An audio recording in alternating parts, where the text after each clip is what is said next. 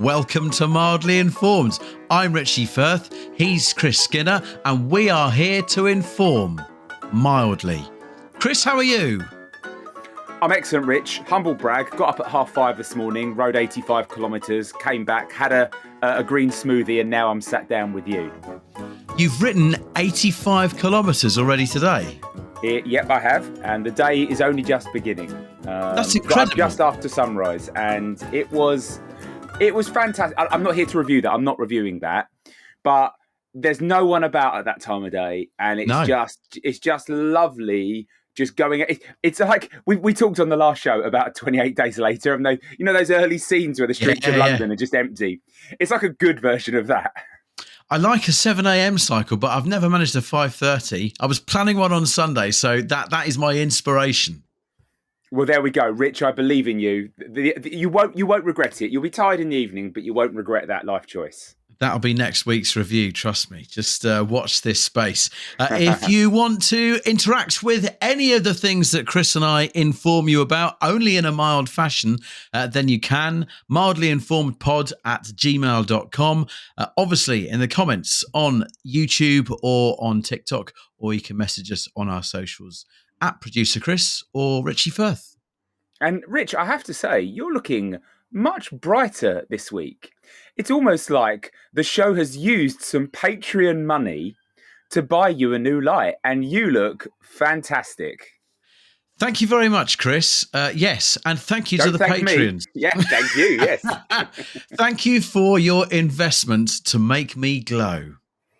And of course, I look forward to seeing the many comments about this from people who haven't heard the earlier bit where they just talk about how you're glowing on TikTok now. I think that's the... Chris, so much to talk about. Indeed. But we should start with you, Rich, because I've already waffled on about my own life. And frankly, as far as everyone's concerned, that's irrelevant until we've heard something that's happened in your life this week. Chris, I want to talk about trains post-COVID. Interesting. Okay, now everyone who's listening to this show knows you. COVID was bad. In your mind, trains are good.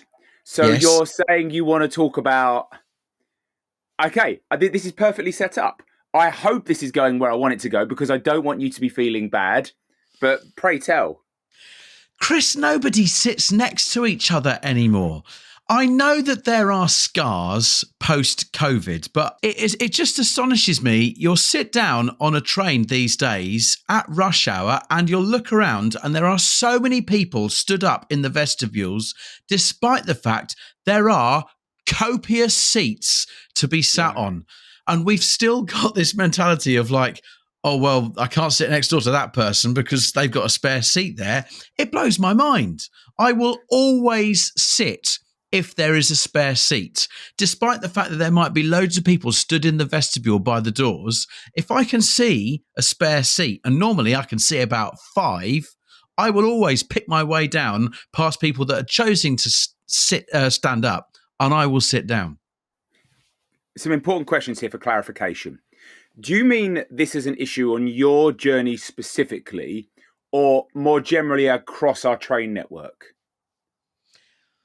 That's a fair question. And I would have to, of course, say I am making this judgment from my experience. But I travel regularly on a train line where the trains are brand new. And there's plenty of space. I don't think this is a problem that is just on my line. Maybe I'm being unreasonable. Maybe people are carrying scars from the pandemic more so than me. And that's why they don't want to sit down. But then I don't see those people that are choosing to stand up wearing face masks. I've got some more clarifiers before I agree with you. And I just want to be reassured. I'm leaning agree, but I've got some things I need to ask. What's the aircon or heat of the train like? Really, really good because the train is about 2 years old. Okay. In fact, it's the highlight of my day actually getting in the aircon of the train. So you're on a train where typical journey time, because it's a commuter line, is 20 plus minutes. Correct. It's about 35. There you go. You're saying that it is a cool, well air-conditioned train with good quality seats, and people are choosing to stand, not sit down.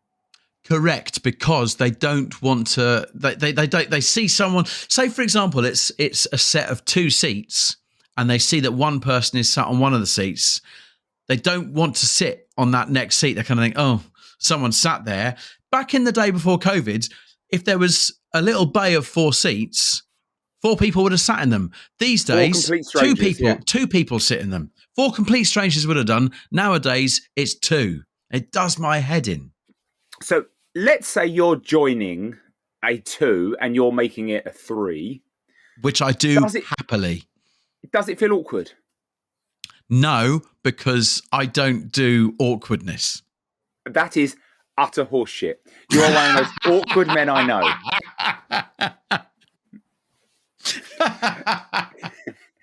I do awkwardness. I do it very, very well. But when I believe I'm right, I will inflict my conviction on someone else. If you were on a train journey and you'd been on it for a period of time and you were really comfortable and you were having a nice time in your air-conditioned train, mm-hmm. and a 13-stone, 6-foot guy came and sat next to you, opened up his laptop, put his headphones on, read the paper, did whatever he did, how do you feel about that? I'd have to be genuine and say, I'd be like, oh, cool, yeah, sit here because this is a spare seat.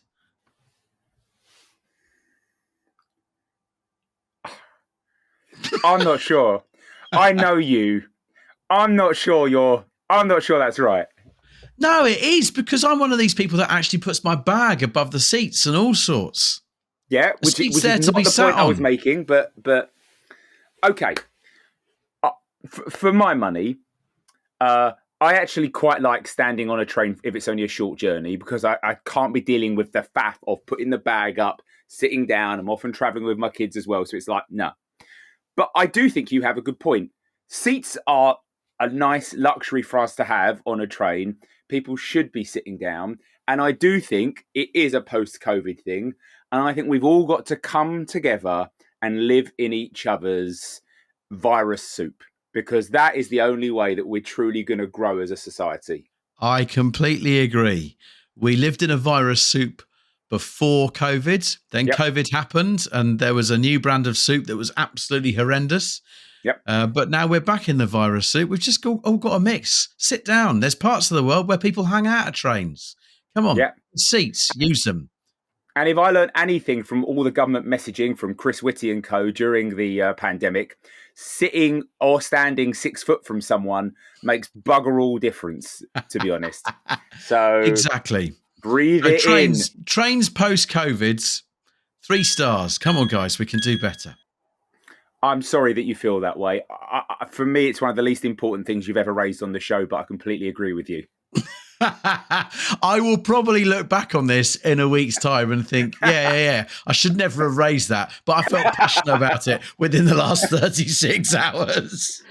The thing is, you get a pass whenever the word train comes into it. Thank because you. I know they're important to you and I want you to be happy. Chris, why don't you inform us about something that has been mildly important in your life this week? I want to talk to you about a TV show, Rich. It's on Netflix. You've heard of that. It's a popular online streamer. And the show is called Department Q. I believe it's based on a Scandi series of books, but it's set in Scotland, in Edinburgh specifically. It's great seeing Edinburgh as the location for a TV drama. Like, wonderful I absolutely love it. The mean streets look mean. The lovely bits look absolutely lovely. They get out a bit in the show, as you and I once did in Edinburgh, where we binned off a day of going to the Fringe to go and look at the Forth Bridge. And you see a bit of all that as well. And so it visually is a really impressive show. I've seen the whole series. It's a really good show. Like it's a really entertaining cop noir style drama. It's absolutely made for there to be 100 seasons of it. It could live and live and live and live. However, I don't want to review the show. I want to review something about it that only happens on screen for a couple of minutes every episode and completely takes me out of the reality of the situation of the show. Right. Like all good cop shows, there is always a bit of friction between some of the cops. Some don't like the way the Maverick works. Some always play by the book. Some are always like, goody two-shoes. Some of them look like they're a bit mean and might be on the side of the criminals themselves. One of them's got this horrible, dark, twisted backstory. Let's not go there, etc., etc., etc. There are two cops who are at detective level. They are investigating major crimes. So they have obviously worked their way through to get to that point. Like I understand, to be a detective in Murder Squad, you don't just sort of like walk into police academy and walk out in that role. There are two cops in this show. And I live on the foothills of Hackney Wick, possibly like the UK's most hipsterish joint.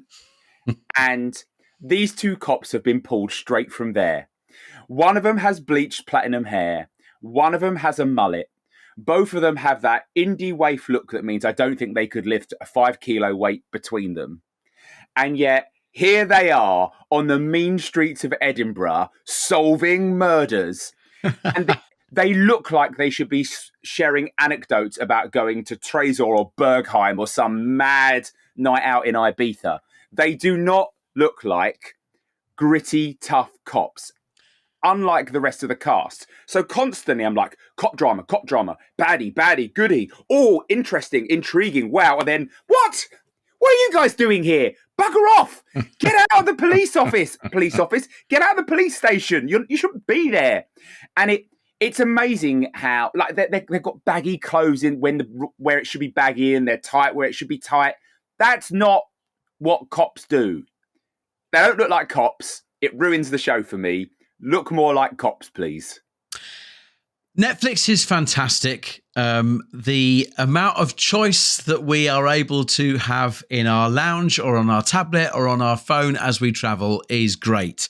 However, why make Department Q when Scottish cop shows peaked with Taggart?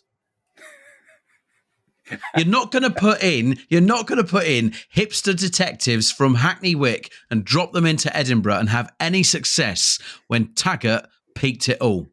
I'd love to have seen how Taggart dealt with them. What about a Taggart reboot, Chris? They could have that could have been a much better idea. Who'd play Taggart? These days, who would play a modern Taggart? David Tennant. Tennant, yeah, we know David. He is a lovely man, yeah. I don't think he is mean enough. Okay, let me recast he convinced me as a serial killer in a show once. Other than the fact that he once played a serial killer who buried his victims all over the place, I don't think he's mean enough. Okay, other than the fact that he once played a devil, other than the fact that he once played a Marvel mega baddie, I don't think he's mean enough to be Taggart. Okay, let me recast again. How about Gregor Fisher? I don't even know who Gregor Fisher is. He played Rabsy Nesbitt. Of course you know who Gregor Fisher is. Okay. I mean, if Taggart was coming back even older than the original Taggart, definitely. All right. Name me another Scottish actor. There's so many that could play a rebooted Netflix Taggart instead of pursuing with Department Q. Rich, I've got some suggestions for you. Go on. I'll go in with my third choice first. Okay. Ewan McGregor to play Taggart. Now, you see, he can do grit. He can do grit.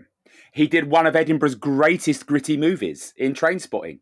I'd like to apologise to Ewan McGregor for plucking out Gregor Fisher before Ewan McGregor when thinking of gritty Scottish actors. I've got two more for you. Go on. My second favourite, James McAvoy. Oh, that's a good shout. But he's too pretty boy, I'd say. Oh, but he does, in some of his roles, there's just a little flicker in the eye there that's like, this guy has unhinged potential. That could just be too much caffeine. We all all been there.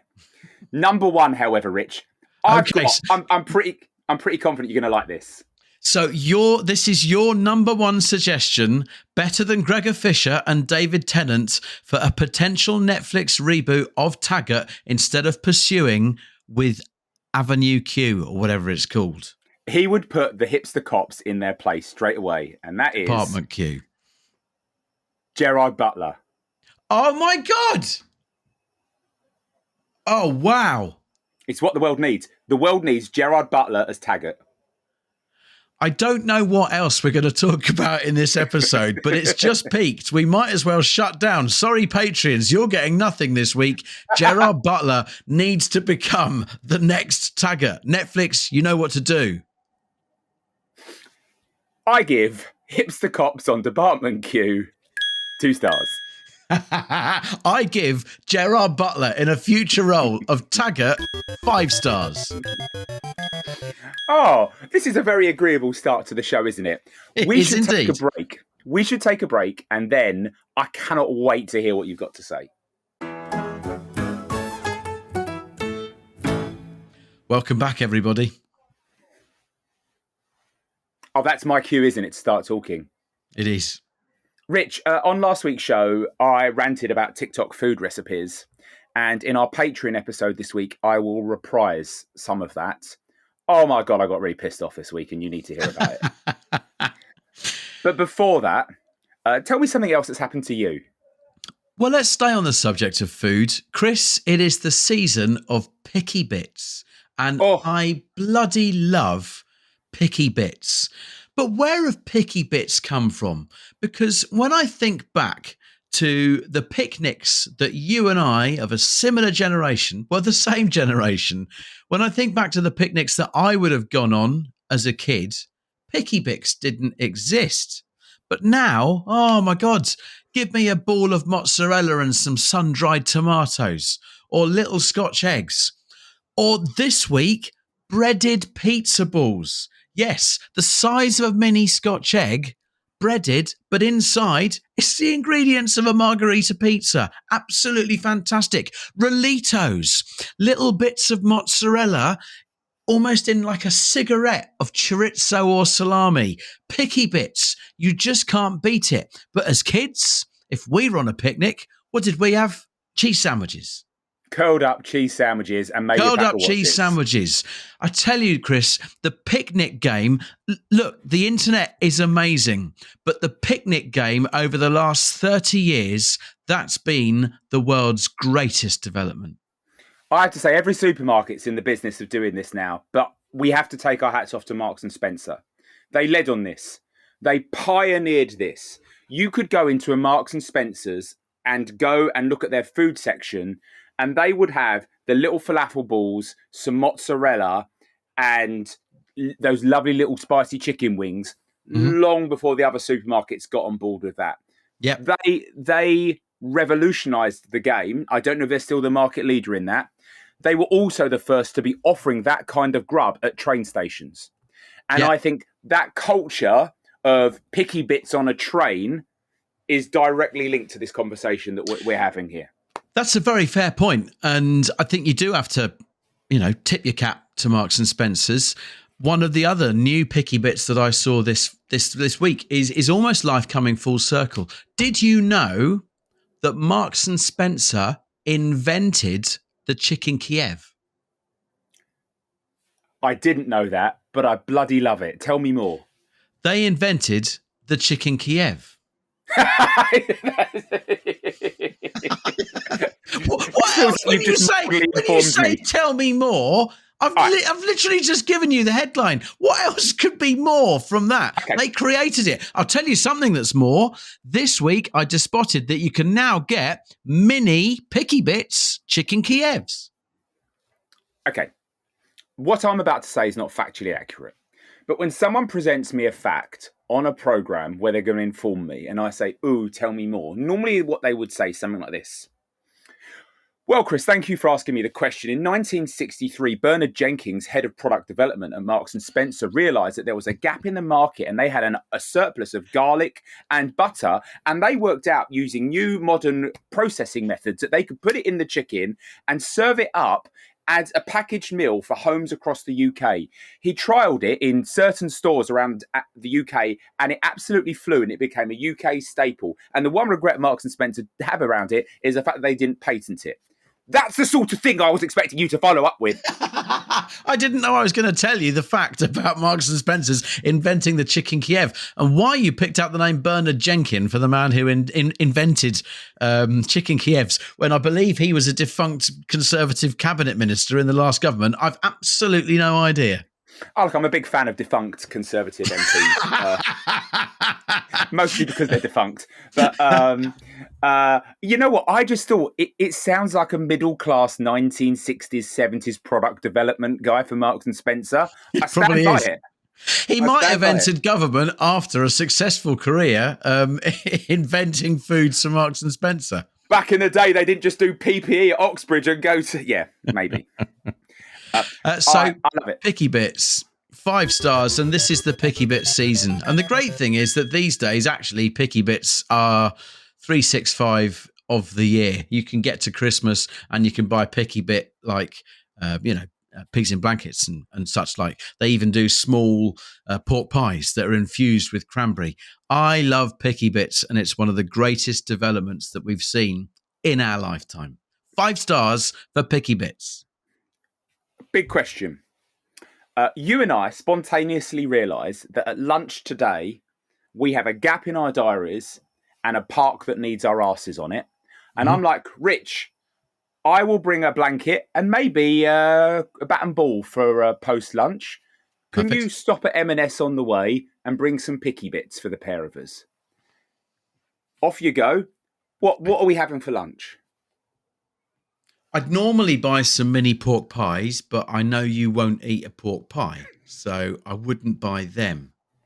Because I'm thinking of this very specifically because if you buy lots of other stuff, I'm chill. If you buy lots of other stuff that I can eat, I don't have beef with you buying pork or beef. Okay, fine. Well, I'm buying some miniature pork pies and I'll eat them all myself. Good. I'll also try and buy those little mini slabs that you can get of Marmite cheese. I think that's fantastic. Yep. I would then also get a pot of mozzarella balls, either infused with sun-dried tomatoes, or these days you can also buy mozzarella balls in pesto. And I would bring some throwaway wooden forks for us to share.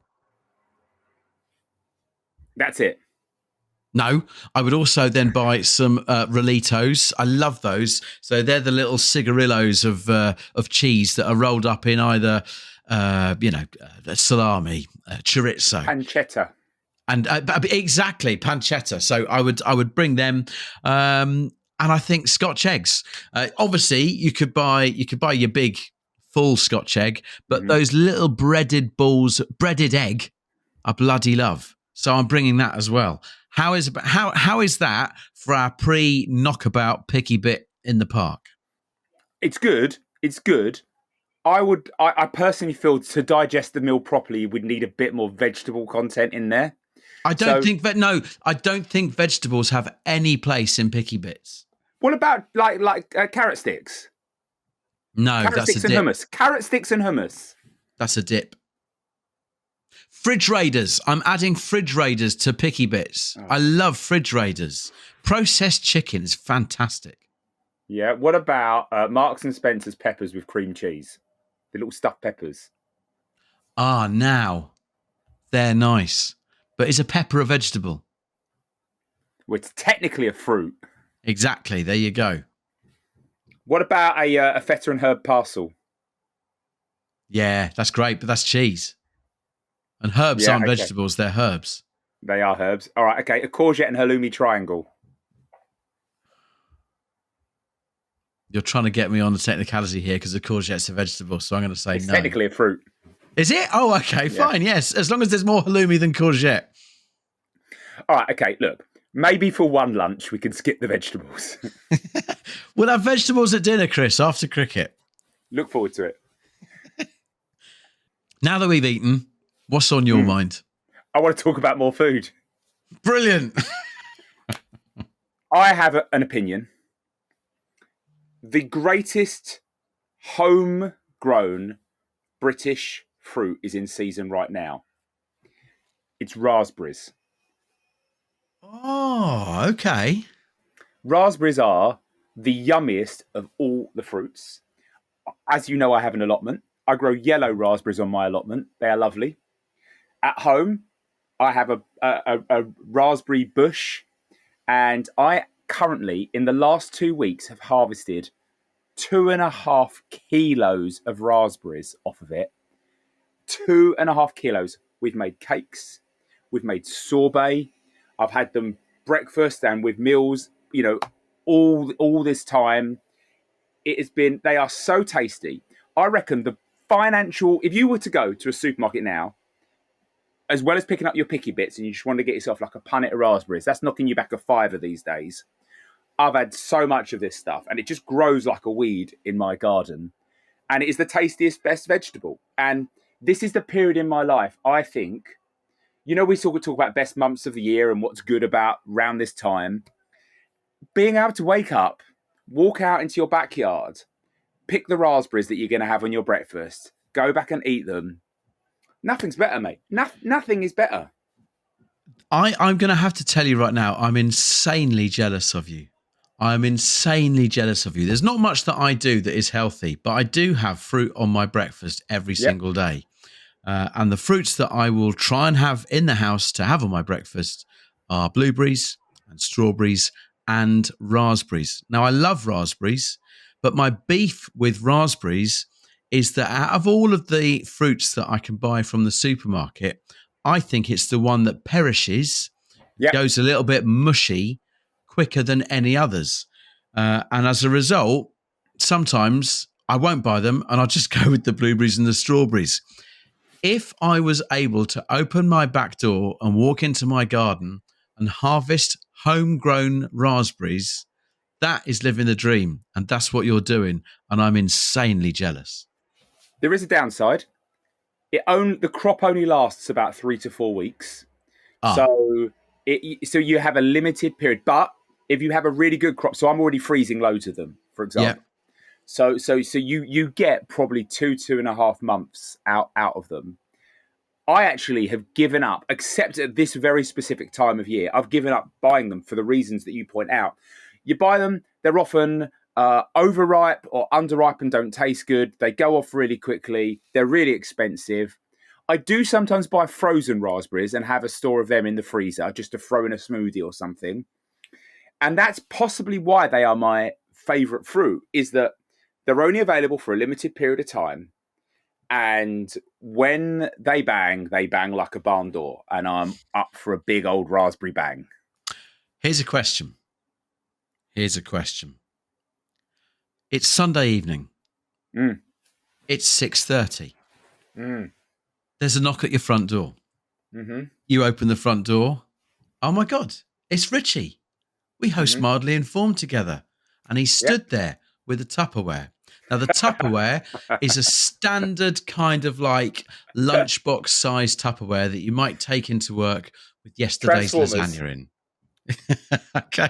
And I say to you, Chris, fill her up with raspberries.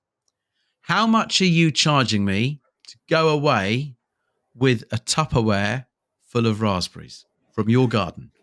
Given that we've just had this conversation, if you turned up to do that and you didn't even say anything else other than fill her up, you just turned up uninvited with your Transformers lunchbox, I would, for the barefaced cheek of it, fill it for free as a one-off, and then I might move house. Okay. So, right, okay. Well, let's see what's going on at 6:30 on Sunday night. Oh my God, if you get a knock on the door, you run to it. Kids, don't answer that. It's that strange man from the radio again. He's after some of you. He wants me to fill it up. Last time he came round our house, he had a wet ass because he'd fallen in the river. Yeah, that's true. Oh, dear. You're a lucky boy. Let's take an ad break. Welcome back, everyone. Chris, you never told us how many stars your raspberry bush is. I mean, it takes like little intuition to work out. It gets a 5. I thought it would be. But thank you for calling me up on that. Proper procedure must be followed. Correct. Rich, do you want to tell me one more thing about your week? I'm going to tell you one more thing about what's coming up. What Ooh. We're all about to live through for the next fortnight. And it's certainly not going to get 5 stars. And that is Wimbledon. Hang on. You don't like Wimbledon? Chris, I've gone off Wimbledon. No, a 700 ranked player qualified yesterday. What are you talking about? It's amazing. Chris, where's Sue Barker? Where's Pat Cash? Where's Andy Murray? Where is tennis for the rest of the year? Where is the chance for us in the UK to watch tennis the rest of the year? Where's the chance to play tennis if you can't afford to be the member of a David Lloyd club? Where is Henri Leconte? Where is Joe Dury and Jeremy Bates from our youth? Where is the line judges? They don't even have them anymore. For a fortnight, we are foisted upon us Wimbledon. Oh, you must love Wimbledon. We're even going to move the 10 o'clock news for you to watch Wimbledon. And then for the other 50 weeks of the year, no Wimbledon, no tennis. You won't find it anywhere. But then here in the UK, oh, let's move the world for Wimbledon. Oh, look at all these posh people eating strawberries and cream. I'm sorry, there's something about it. And I know that's a little bit of a rant. But for me, Wimbledon now has lost its sparkle.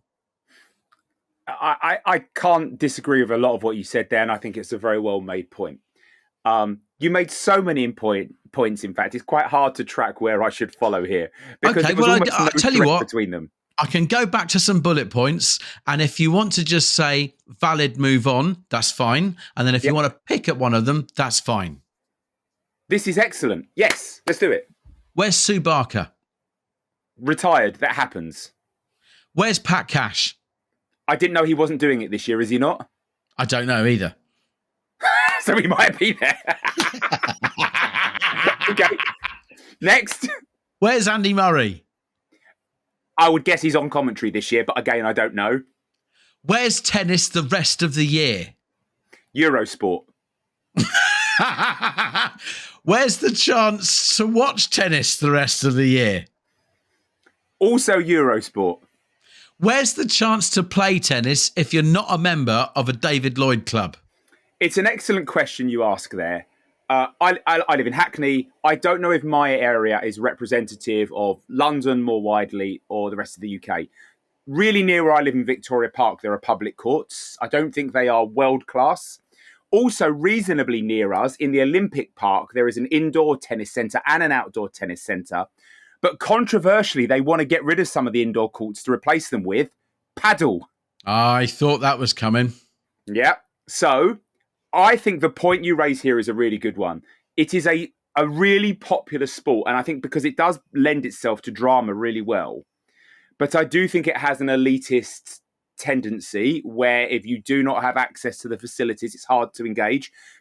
From my neck of the woods, you might remember the name Anne Keothavong, who was a pretty highly ranked British player. She was local. I don't know what resource she had, but she managed to come through the system. Generally, they don't have accents like Anne Keothavong in the British tennis scene. Neither do the 15,000 or so people that are all sat around centre court, having a jaunty time either, if I'm honest. But if I said to you, Rich, I've got some centre court tickets, do you want to come? I want to go because I've never been to centre court and I love sport. It'd be amazing. I'm a hypocrite, but at least I know it. Okay. Was there any other points? Where's the line judges? They've got rid of line judges now. They don't even have line judges. It's all done by computer, which means you don't have classic moments of John McEnroe going, that ball was in, you can't be serious, or whatever, and all that. That drama's gone. I mean, what is the umpire even doing? If there's line judges now, if there's no line judges and it's all done by computer, what's the umpire doing in the chair? Is he just playing Candy Crush on an iPad? It's a legit point you make, but someone who is so exhausted of the technology debates in football and cricket already, I don't have the energy to have this conversation. You know what I mean? It's like, oh, you're right. I take your point. You're right. Move on. Wimbledon now in 2025, 2 stars. Wow. In 2 weeks' time, when Jack Draper is on the verge of qualifying for the final, he's just come through the semis. Do you think you might change that star system? Yes, because then he would be the new Andy Murray, and I'm willing to hold my hands up if I've been spectacularly wrong, but I've got a feeling in 2 episodes' time, because Wimbledon's a fortnight, I've got a feeling I may have doubled down on my Wimbledon rating. But if I'm wrong, I will perform this particular review in like sackcloth. I don't understand fully what that means, but I'm going with it. And and we will definitely revisit this conversation in a fortnight. It's at this point that we have an awkward goodbye to those of you who choose not to be patrons and fund the new lighting that Chris and I are enjoying on the YouTube and TikTok feeds. It's got 3 colours. Got 3 colours, I know. We could be cold as ice, we could be really bright, or we could be lusciously warm. And it's the Patreons that we thank for that. And we're going to join them soon for an extra review. But thank you very much for listening along on the standard free feed. Engage with us, react with us, be cross with us. You can email us mildlyinformedpod@gmail.com or comment on the YouTube and TikTok feeds. And we'll see you next week to keep you only mildly informed. We're off to join our friends that pay.